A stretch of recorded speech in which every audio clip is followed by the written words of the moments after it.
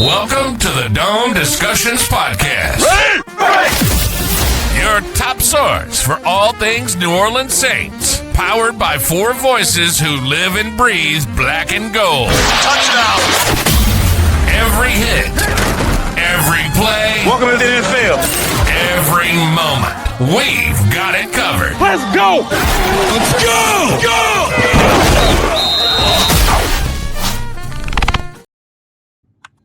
What's going on, Who Dat Nation? Appreciate everybody tuning in to the 1-year anniversary episode of the Dome Discussions podcast. Unfortunately, Drew couldn't join us today, but specifically yesterday marks a year since we first uploaded our first podcast.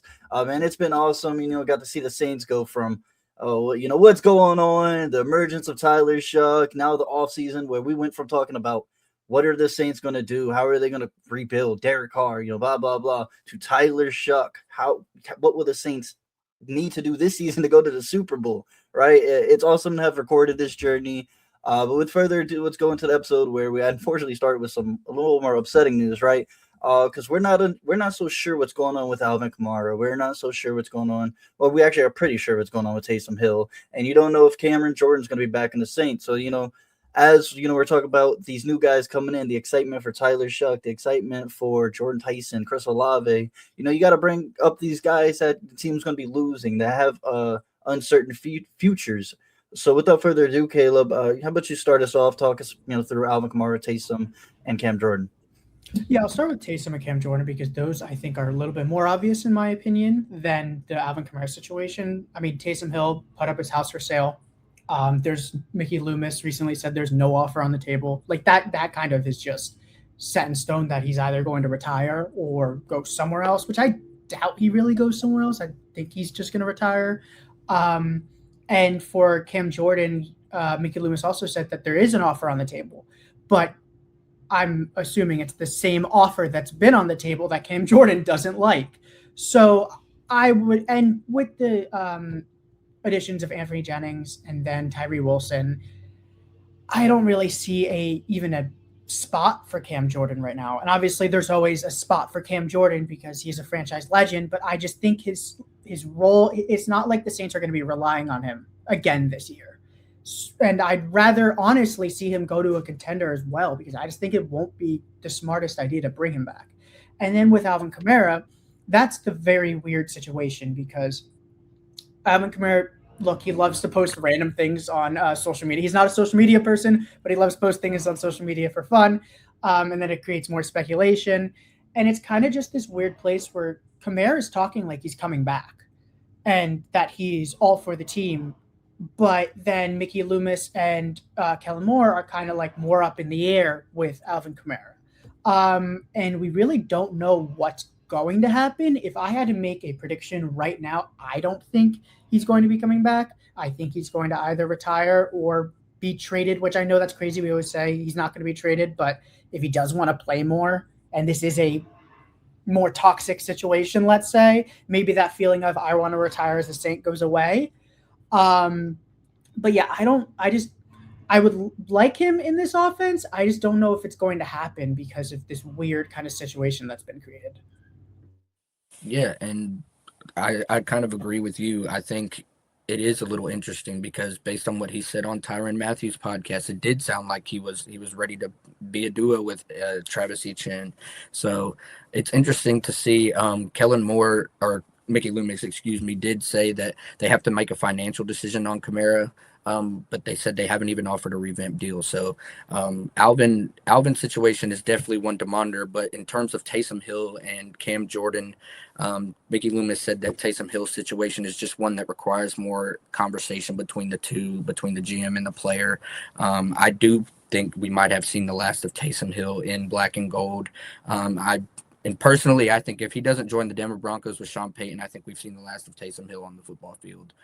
Because honestly, at that age with such a significant knee injury just a year ago, I don't know how many chances you're going to get in this league, especially with all the young talent that's entering right now. in terms of Cam Jordan's situation, I agree with what you said, Caleb. I feel like they have the similar offer to what they have already had on the table.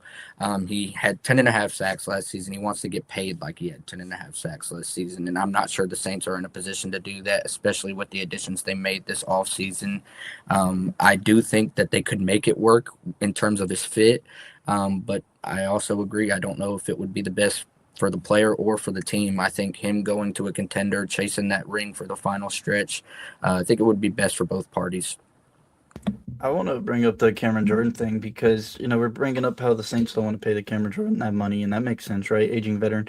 But the problem is it doesn't seem like anybody wants to pay Cameron Jordan that money, right? If somebody really did and gave him the offer that he was looking for, he'd be on the team right now. I don't think it's a thing where he's like waiting on the Saints. That's business. You don't do that. He knows that. Everybody knows that because then his value is going to go down and down. So if there was the contract that he wanted out there, he would have signed it by now.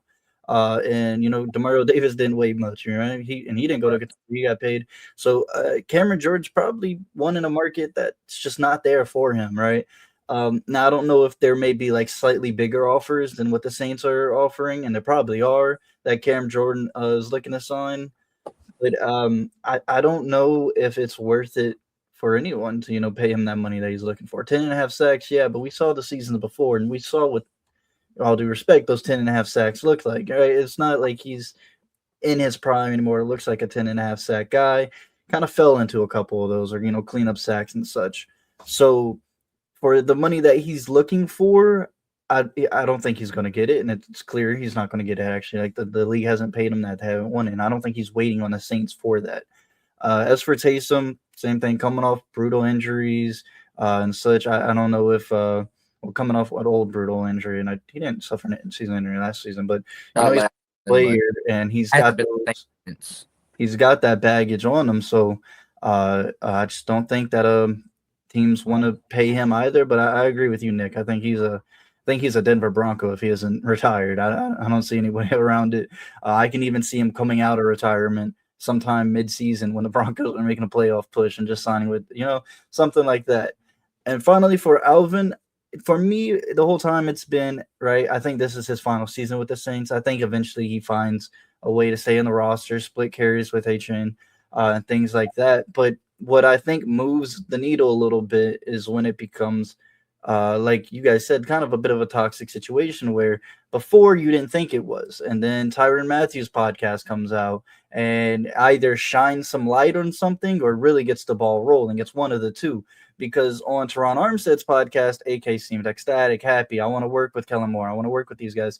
And then shortly after, or was it Teron Armstead's and then Tyrann Mathieu's podcast? Yeah. And, AK's here. He affirms, I want to do all this. And then Tyrann Mathieu's podcast comes out and boom, boom, boom. Now there's drama, right? And that's how these things work. And I'm a little disappointed in Tyrann. I get what he was saying and what he was going for. And I don't believe he was doing anything ill on AK. I think, right, it's doing the opposite. But really, it creates this nasty situation now where now the fans are let in on a little more than they should know, right? Some things should be behind closed doors. And what he said about some of the staff not being as big of fans as AK really didn't matter before, but now I feel like it takes into a lot bigger effect because now the fans are seeing on that. So now you have fans now, and like AK is not a social media guy; he really couldn't care what. But the fans are pressuring this, pressuring that. Now there's outrage. There's like some people are like, "Yeah, get AK out of there." I'm like, he's got a serviceable running back 2 snaps in my eyes. I think him and A-Chain work out pretty well. They're kind of similar in the play style, but honestly, as AK's age, right, he's actually a bit more of a bowling ball at this time. Probably send him up the middle and such rather than to the outside. I don't know if he has that stretch in him as much anymore.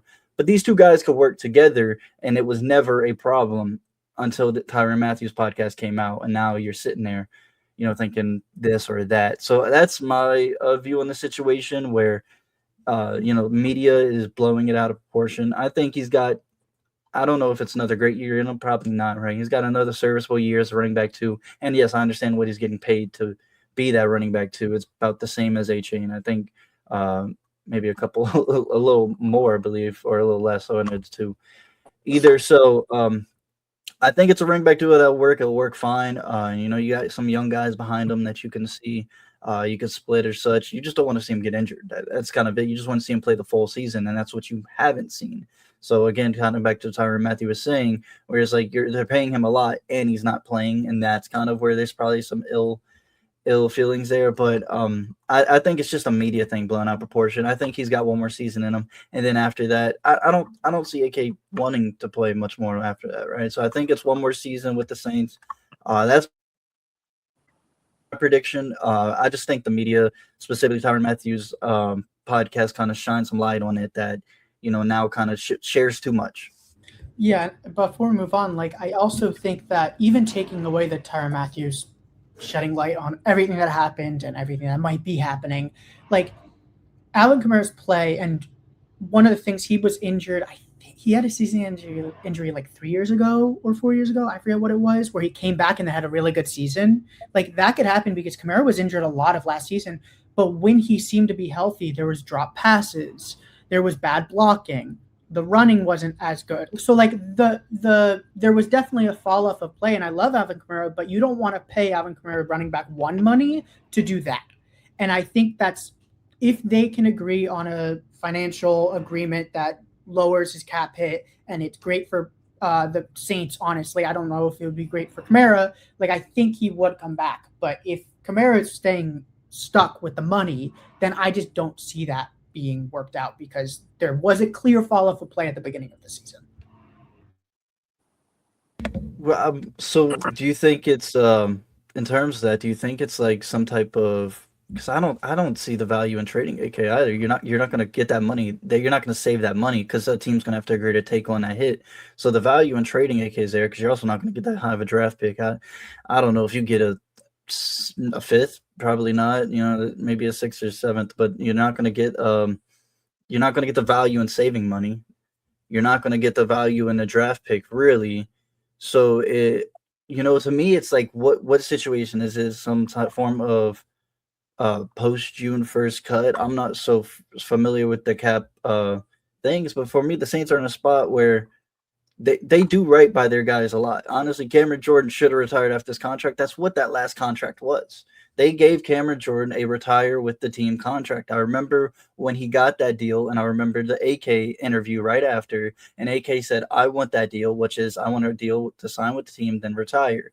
The difference is Cameron Jordan ended up having 10.5 sacks, so he feels good. He feels great, and he wants to go again. The thing is, the Saints already gave him that contract that we're going to do you right. You can retire with this contract. And that's what the Saints gave AK. So in my eyes, this is, hey, finish out this contract and then retire. We're going to do you right. And that's what they did with Cameron. And that's what I'm assuming was the idea with this contract. And I assume they're going to let that go through. It's an opinion. It's what I believe is right, is you gave this guy this contract to retire with.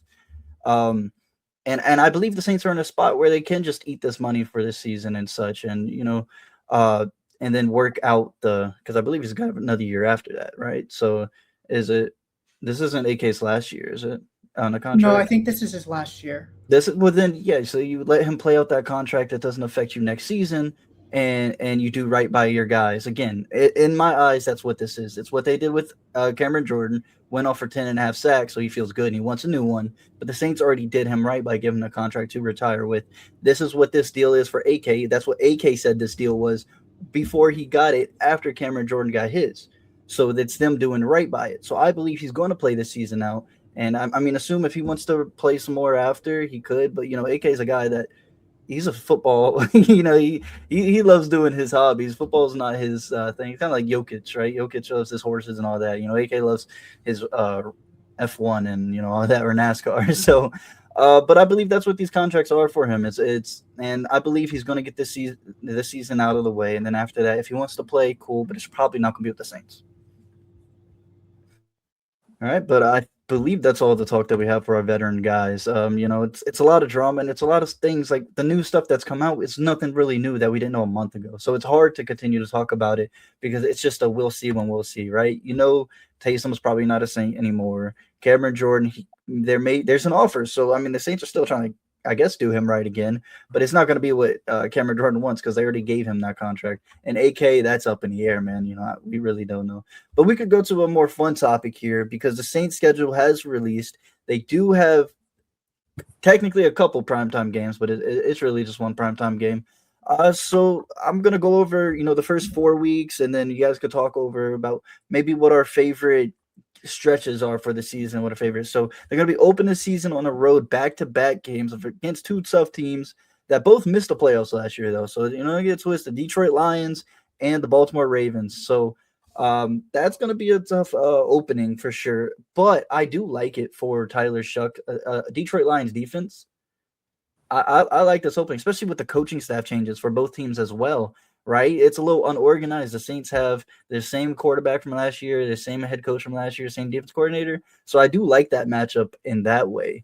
But maybe tell me something that maybe you guys like a little bit better for the Saints in some. So like I said, I honestly like the matchup in terms of Tyler Shuck's development. They may start 0-2. It's not easy places to play and such. But is there any way where you see them recouping from that and gathering back and getting back in the win column? Yeah, I agree. Like the Saints can start 0-2 and it's fine, but you need to be competitive in those games. This is a really good test to start the season, but it's also a really bad start of the season because, yeah, these two teams missed the playoffs last year, but there's no reason these two teams should have missed the playoffs last year. Like the Ravens with Lamar Jackson are a very scary team, and the Lions, yeah, they had a down year, but they can be very like Jahmyr Gibbs against this Saints defense is terrifying for me. It is the biggest test right away, and it's great because you get what the issues are right away, and you can see how Tyler Shuck's doing. You can see how Kellen Moore's doing. Like it is the best test, but it's also if these two games go really bad, then that also kind of tells you, hey, this might not be the season that we thought it was going to be, which is a little bit worrisome. Now I do like right after these games because there is a stretch of I think 7 games that are all very winnable, and I truly think they are all winnable. It's the Raiders, Falcons, Vikings, Giants, Steelers, Browns, and Panthers, all teams that are basically in a rebuild, trying to figure things out with their quarterback, or maybe overachieved a little bit last year, but we kind of know they might be bad this year. Like these are it's a very good stretch of games that if you come out of those first 2 games with maybe 1 win or you lose both, but it looks like they're positive losses, like you could take positives away and then you go into that stretch, I think the Saints could do really well this season. That's a really good start to the season. Yeah, I think I agree with you. That stretch is something that I was really looking towards. I do have them losing to the Vikings in that stretch, but other than that, I have them going on a 4-game win streak from the Giants to the Panthers matchups. I also think that the Bears, Bengals, Packers stretch is something that you're going to have to really closely monitor throughout the season. I have them going on a 3-game losing streak there. We saw last season Spencer Rattler against the Bears. He was just seeing ghost. That's going to be a matchup I'm really watching this season to see if they can, with Tyler Shuck leading the way, if they can get back on track against Dennis Allen. Since Shuck has that entire offseason under his belt, that's a matchup that I'm really looking forward to. I'm also looking forward to Week 6 against the Giants.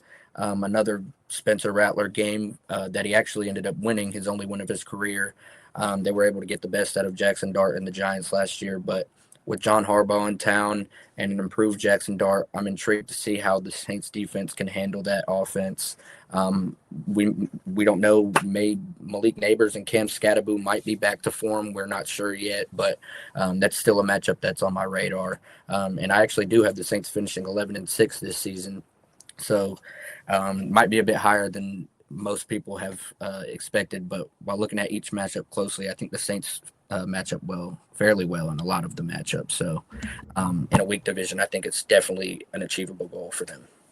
Yeah, I want to go back to that Giants game because first I want to bring up the prime time, right? Saints host the Falcons in the 20th year anniversary of the Dome coming. I'm definitely making a way to go to that game, right? It's going to be electric. And, talking about rebirth. The Saints 2006 season. That was Drew Brees' first season.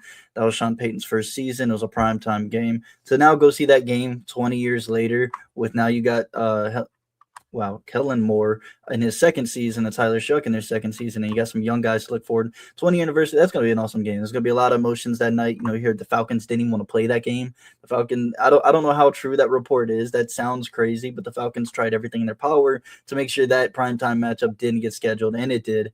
And then you got the Steelers game in Paris, primetime game. The Saints, the Paris roots or the French roots, huge in New Orleans. You see it everywhere, the fleur-de-lis, everything like that. It made a ton of sense for them to be the team, and they partner with PSG all the time. And you can see that both teams are trying to, internationally spread, and the Saints doing it in Paris, PSG, not so much in New Orleans, but I'm sure eventually that'll be made. I want to bring up the Week 6 game against the Giants, though, because I feel like this is a huge missed opportunity for a primetime game. It was one of my predictions that I felt was certain. Okay, first of all, you have two of the league's up-and-coming passers, Tyler Shuck and Jackson Dart. And to me, this is a missed opportunity, I don't know what it is with NFL fans, and when their team drafts a quarterback, you have to prove that is the best quarterback in the draft. You will argue with any and everybody.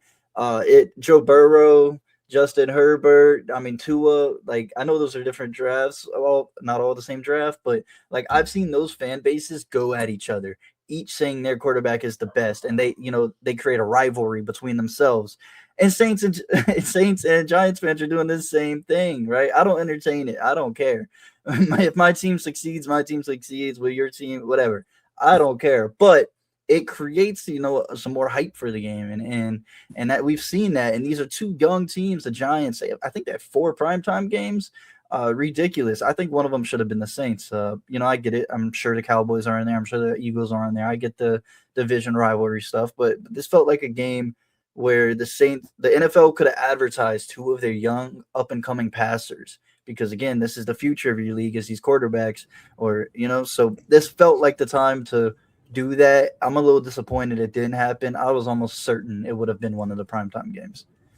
Yeah, it's honestly very weird kind of what the NFL did because they kind of disrespected that draft classes, or the 2025 draft class or quarterback class, because Titans have 0 again. And it's how are you not putting Cam Ward? Cam Ward was not bad last year. It wasn't like he was a bust and they just didn't and the team's bad. He was good last year. Saints got 1. I'm not counting France.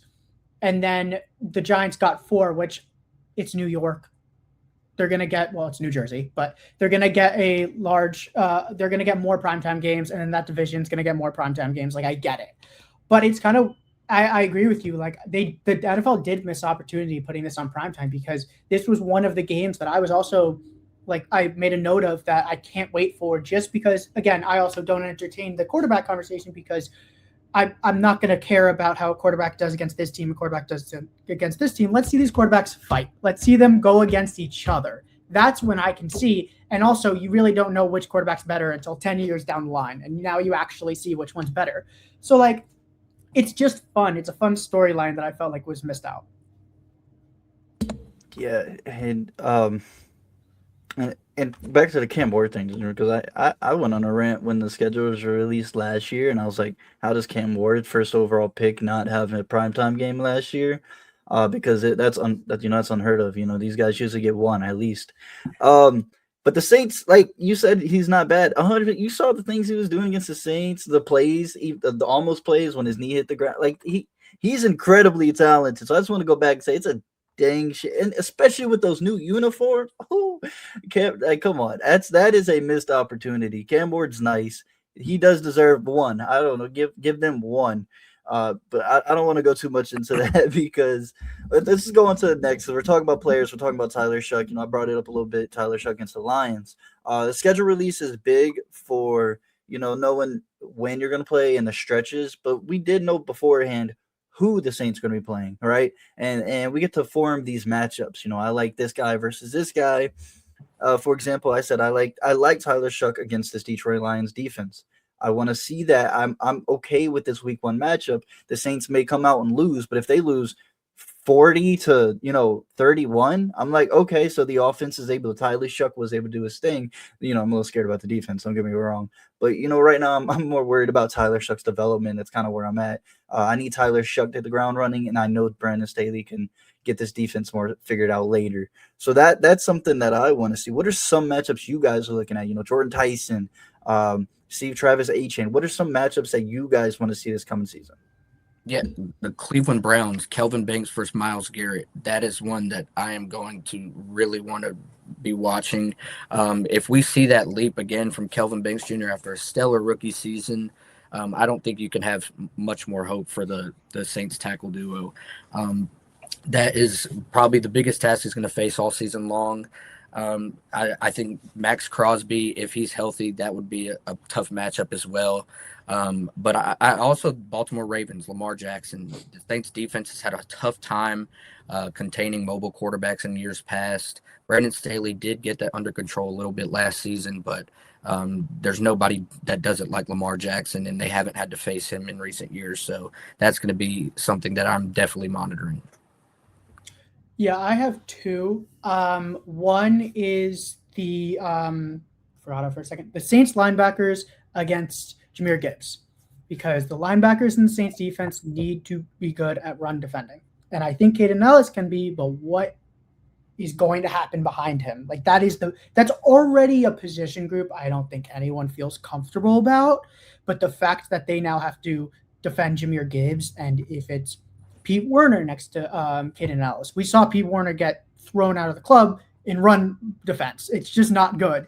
And then Danny Stutzman I would love Danny Stutzman in that matchup, because that would be a great test. But that's kind of one of my matchups. And then the other one is not players, it's coaches. And it's Kellen Moore versus Mike McCarthy in France, because there's so much history between these two. If you don't know, Kellen Moore was the offensive coordinator under Mike McCarthy in Dallas. Kellen Moore was the one calling plays. Kellen Moore's play calling was taken away and given to Mike McCarthy. Kellen Moore left to the Chargers. Then, going forward in the Saints coaching search, Kellen Moore and Mike McCarthy were both candidates. Kellen Moore ended up getting the job. Then, this past year when Mike McCarthy became the Steelers coach, he tried to poach like a million staff members of Kellen Moore's coaching staff. And he was able to get Jari Evans. So, there's this weird, I think both deny that there's a rivalry, but, there's clearly something there. And if there was ever a kind of a matchup that I want to see Kellen Moore just absolutely outcoach someone, it's probably that. And I think Kellen Moore can even be, have a little bit step up of – he's not a very vocal person. Sometimes he gets angry on the sidelines, but I think this could be a game we see him running around the sidelines in a fun way. Yeah, it definitely would be a challenge too, because TJ Watt on this side's not going to make it easy and Kellen Moore offensive play calling wise. For me, one of the things that I want to really emphasize, and yes, the Saints run his own defense, but Kool-Aid McKinstry is going to have to see some good wide receivers this season. Justin Jefferson, Jamar Chase, Malik Neighbors, Drake London, right? It ain't going to be easy. Threw Drake London in there. Wow. No, but, it's not going to be easy matchups for him. Definitely won't be. And I think this is a big season for Kool-Aid, right? He's now sporting the number 1 jersey, right? This is his 3rd season. This is where he needs to solidify himself, because the Saints didn't attack cornerback room hard. Definitely to go in the draft. Then they got Martin Emerson to add to it. But, Kool-Aid's spot is safe right now. Right now is the big emphasis. How he plays this season will kind of go into, will you get another contract? He was a 2nd-round pick, so this season's everything if he wants to work towards, an extension and such. It's going to be a big season, and it's not going to be easy. Like I said, Justin Jefferson, Jamar Chase, those are the highlights. Malik Neighbors, all LSU guys, by the way, coincidentally. But this is not going to be an easy matchup for him at all. But I would love to see him prove to be, he doesn't have to be a top corner in the league. Just prove to be really serviceable cornerback that can anchor the Saints at cornerback 1 while they get another cornerback in there. Because the Saints secondary is such a weird spot. you don't even know who's cornerback 2. You don't know who's playing in the slot right now. You don't know what safeties are getting a start. Like, you got Justin Reed, right? Is Julian Blackman getting a start anywhere? Is he your slot corner? Is Jonas Sanker keeping his spot? Because we all think he played pretty well, but they're attacking the safety position pretty hard. How are they going to get that? It's, like the Saints secondary is in such a weird spot that you don't have any consistency there other than you have Justin Reed. And then for right now, Kool-Aid McKinstry, you would like to see Kool-Aid solidify his spot and then everything else kind of figure itself out. Yeah, and it's not like the Saints need Marshawn Lattimore type player back at cornerback 1. It would be great, don't get me wrong, but like we have seen teams win Super Bowls with kind of a cornerback by committee, and they're just kind of consistent. And the number 1 corner is consistent and good. Like, they are the best on the team, consistent. They're not this winning defensive player of the year or Jalen Ramsey like type player. Even though Jalen Ramsey didn't win a Super Bowl, but you know what I mean. Kool-Aid, I want to be that good, consistent cornerback 1. But as you said, this is a very good test of a season, but it is kind of, in my opinion, the last straw that I really feel comfortable about going into another season with him being quarterback 1. And very quickly, we might see that the Saints are going to need to get a cornerback 1 next offseason. Yeah, you're right. I didn't even think about it. Week 1's Amon-Ra St. Brown, right? I mean, and again, zone defense. It's not like he's going to be following him throughout the game. It's a zone-heavy defense, but a lot of parts of this still matter, and he's still got to stick with these guys and prove it. I think that's one thing a lot of people get wrong is in zone defense, your cornerback 1 isn't going to – he might not mirror someone the whole way through the field, but his coverage is still going to be on full display. You still need elite cornerbacks no matter what. And Kool-Aid's coming out, he was a guy that they said, he can serviceably play in the zone. He was more of a man corner, but he's highly intelligent, highly smart. They even, he's disciplined as well. You can put him in a slot. You can put him. So he is a guy that can play the zone corner. But it'll be a big test this season because I think he has the abilities to be that for the Saints. But yeah, it's going to be a big test for him this season. Yeah, and then also, you go next. I was just going to say, I think it's definitely a position that the Saints could target at the trade deadline if the season does start out rough. We saw last season there were multiple defensive backs that were thrown on the market close to the deadline, and I think that would be something that the Saints should definitely look into. If Kool-Aid, say he gets hurt, who is going to lead that pack? Because Quincy Riley, while we do have a lot of faith in him, I'm not sure he's a number 1 corner. Definitely not yet, at least. So I think there needs to be some reassurance there. And a trade for an experienced veteran with a lot of years under his belt would benefit the secondary immensely. Yeah, and there could be also someone on like the current roster that just kind of elevates, like TJ Hall. He could easily be a cornerback 2 right away, and he's just going to have to get into that role over the season. But yeah, it's really, I'm less worried about Quincy Riley than Kool-Aid because we're throwing Kool-Aid as cornerback 1. We're throwing Quincy as probably cornerback 2. And I feel decent about Quincy Riley at cornerback 2. He showed us probably the best off-man and zone coverage last season on the Saints in the Saints cornerback room. Like he was probably the best fit-wise in Brandon Staley's scheme. But if he can take that next step, then I'm happy with his role. It's just Kool-Aid I'm very worried about. And also the depth of that room and what is going to happen at slot. So the more we talk about it, I think we keep bringing up issues with the cornerback room. And that is kind of what you were saying, Kyle, where that's going to be very interesting in many of these matchups because there's so many good wide receivers. Yeah, I don't know if I can fully agree with you on the more confident Quincy Riley than Kool-Aid, but and I think the Saints kind of showed that as well, right? Martin Emerson, like what his role is with the Saints, like there's a chance he's replacing Quincy Riley, but he's a boundary corner, so he might be cornerback 2 going into this. He's playing. Like I truly think he's going to play. I mean, the way he talked about it, he's like, we talked about an outside cornerback or cornerback role, and it's like, oh, okay. Then what's going to happen? Who's he playing? Yeah, who's he playing for is the big thing, right? And it's got to be Quincy. So at the end, is Quincy Riley now going to be your slot? And that's one big part I'm talking about is right. I named just Kool-Aid McKinstry, but again, it's really that whole secondary for that exact reason that I said. I mean, Detroit again, Amon-Ra St. Brown, Jameson Williams, Sam Laporta. Come on, man. Like, what are you going to be able to do? Yeah, the Ravens don't have a lot of talent at wide receiver, but then you go on and it's the Raiders. You got to worry about Brock Bowers. There's a lot of talent that Saints going to be facing offensively, and you've got to see these guys. Like, can the Saints serviceably guard Jamar Chase?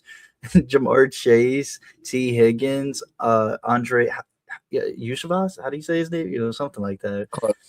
Like they have like some solid wide receiver matchups coming up, and with the Bears, Rome Odunze, Luther Burden, like it's a lot of talent coming up. Colson Loveland. So I want to see the secondary really step up and first of all, find their role, because again, we don't know who's who, and I think we're not going to find out until week 1, and even then, in week 1, it isn't set in stone because Martin Emerson's coming off that significant injury. So, like, what if he's not ready to go? Quincy Riley takes his spot, and then Quincy Riley plays well. Well, now it's all of these complicated spots. Is Julian Blackmon going to be ready to go? It's injuries, it's inconsistencies, just young players, and that's a big worry for me. But I do trust a lot in what Brandon Staley did. I think he showed a lot last season for what he had. Cameron Jordan had 10.5 sacks. And again, no disrespect to Cameron Jordan. I just don't think the production was there, but I don't know if the talent actually showed that. I think he was schemed into a lot of those. But that's my matchup. It's a big worry for me. It's the defense, but mostly the secondary, and mostly with the cornerbacks. You don't even know who's starting where. All right, but I believe that's going to be it for this episode. A little bit of a shorter episode for the year anniversary. But we appreciate everybody tuning in. We appreciate you guys staying with us. And hold on, Caleb, go ahead. Kyle, what's your record prediction? Oh, my record prediction? Look, I as much as I would love to go into double-digit wins, I don't have it in me to be that confident, right? I have been optimistic my whole entire, Saints tenure. I got to throw it in there eventually, but 9-8 is not too bad. I believe 9-8. I believe 9-8 is a big stepping stone. There's only 3 more wins better than last season, and honestly, I don't believe it. I believe they're going to do better, but I'm gonna pump the brakes vocally, and I'll say 9-8. But I believe the Saints should do better, and I believe they will do better. But I'm going to say 9-8. And then Nick, you mentioned it earlier, but what was yours? 11-6. Okay, and then Drew messaged us before. His was, I think, 10-7. And then mine's also 10-7 because same reason you, Kyle. I'm not going to say more than 10 wins. I think they get to double digits just because of how easy their schedule is. But all these NFC South matchups can go one way or another. So you really never know. And maybe 9-8 gets you in the playoffs because, again, NFC South. So who knows? The 8-9 got them in the playoffs. Have you guys seen on Twitter when it comes to, like, okay, look, if Panthers fans want to claim a division title, go ahead. You did win the title. Don't make it a Bryce Young accomplishment, right? Okay, Bryce Young led them to an 8-9 record. You can say the Panthers won the division and praise the Panthers and get your bragging rights. Bryce Young does not get that as an accomplishment. I don't care if he did it. He didn't get that as an accomplishment. That's not a Bryce. I'm sorry. I saw it on Twitter and I was thinking, I'm like, there's no way you are flaunting 8-9 for Bryce Young specifically. And there's so many. He was so up. He's been up and down his whole career, but also there's a report that the Panthers are not looking to for a contract extension with him yet. So how do I feel comfortable about your quarterback if your own team is saying we don't want a contract extension yet? And again, that's a rumor in the court, but prove it because it's he's after 3 years. He just finished his 3rd season, right? This is where a contract. I think fourth. That's fourth. I think this is a contract year, so this would be his 5th. That would be, I believe that was his 3rd season. Maybe you're right. Yeah, it's his 3rd. He just finished his 3rd season. Okay, I was going to say. Yeah, I feel like but if he was as good as, like you said, this contract talk would have been done by now. He'd be signed something. It wouldn't be a mega. He's not going to be the highest paid quarterback. He'd get a decent deal. But that hasn't done. I don't know how we started hating on Bryce Young. Let me just go ahead and end this podcast here before we get to Michael Penix, right? All right, so everybody enjoy the rest of your days. Appreciate you guys tuning in. And y'all have a good one. I love that we just started dogging on